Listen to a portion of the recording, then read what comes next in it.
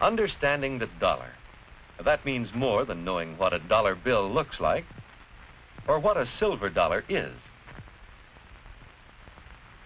To understand the dollar, we must know something about the human story of the dollar in the everyday business of living, something of the functions and the value of the dollar.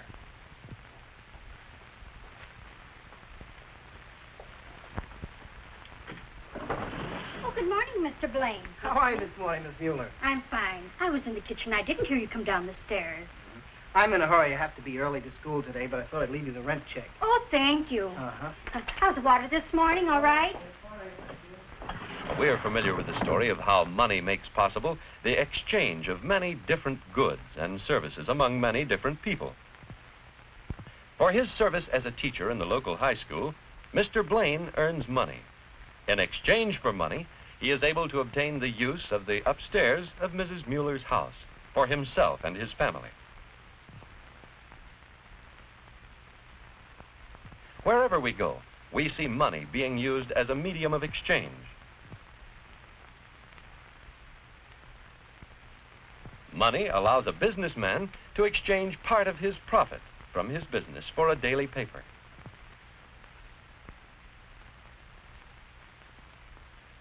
Money is a convenient method of exchanging many different kinds of goods and services among many persons.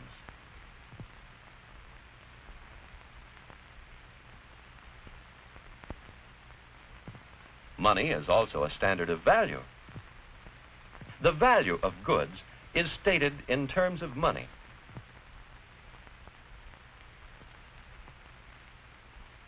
The auto dealer could not possibly state the price of a car as so many hours' work for this carpenter. Nor could he state the price as so many bushels of wheat from this farmer. But a price in dollars is clear to each person. Money is a standard of value. We can think of other purposes money serves. The farmer has just sold this year's crop of wheat. He has enough money to buy all his needs for the year to come. But it is more convenient for him to keep the money now, storing up purchasing power so that he can buy goods and services later as he needs them. Money in the bank is not actually wealth. It is a means of storing up purchasing power that can be used later to obtain wealth. We have covered part of the story of understanding the dollar, but there is more. There is also the story of the value of the dollar, which may decrease. How does this happen?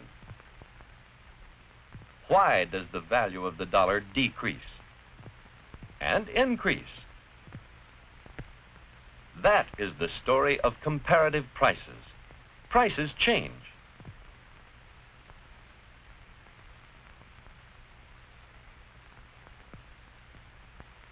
Demand and supply, government controls, subsidies, many things affect prices. But another way to talk about price changes is to consider the value of the dollar. Now, let's say that $1 will buy 5 cans of soup. We can think of the value of a dollar as 5 cans of soup. Another day, if a dollar will buy only 4 cans, its value has gone down. When it will buy 6 cans, the value of the dollar has gone up.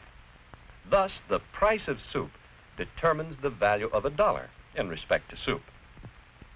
As the price goes up, what the dollar will buy goes down. And as the price goes down, what the dollar will buy goes up. So we say the value of the dollar is inversely related to prices. Now, of course, the price of soup is only one price. The day the price of soup goes down, the price of sugar may go up. But sometimes the prices of many things move upward or downward at the same time.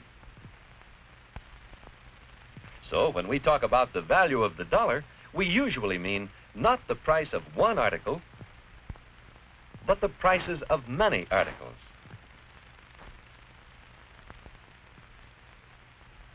We're talking about general price levels. As the general price level goes up, the value of the dollar goes down. As the general price level goes down, the value of the dollar goes up.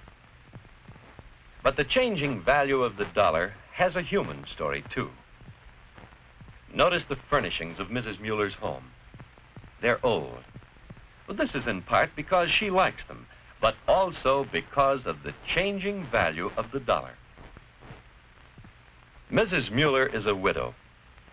Her income in dollars has remained about the same for the last 10 years. She has money from a pension and from the rent of the upstairs of her home. Because prices have increased, her dollars have declined in value. Her situation is typical of what we call a fixed income. With her income, she can buy less in times of general price increases. Now, the carpenter is a wage earner. He depends on this old car to get him to work. Why such an old car? Well, he wanted a new one some time ago, but rising prices put a new car out of his reach. Since then, however, his wages have increased. Today, he can plan seriously toward buying a new car. But remember, prices went up first. Wages followed later. This is called a wage lag. It is typical of wages in times of price increases.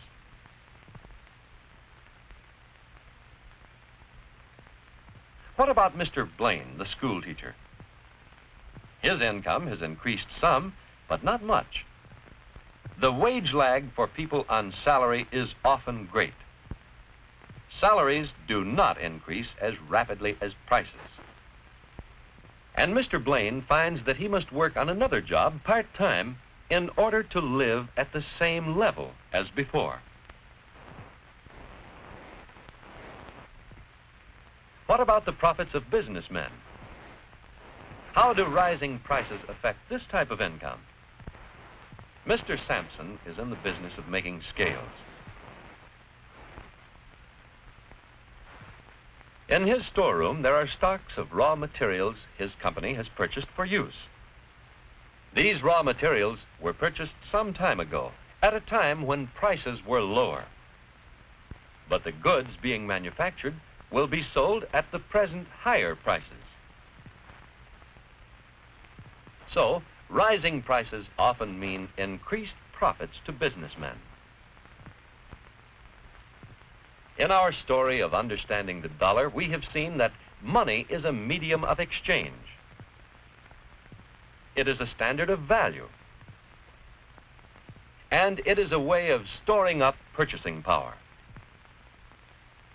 The value of the dollar changes in inverse relation to prices. And we have seen some of the effects of generally rising prices on people with various types of income. Now, a question for you to think about and discuss. When prices go down, when the value of the dollar goes up, then how are these people with various types of income affected? You continue the story of understanding the dollar.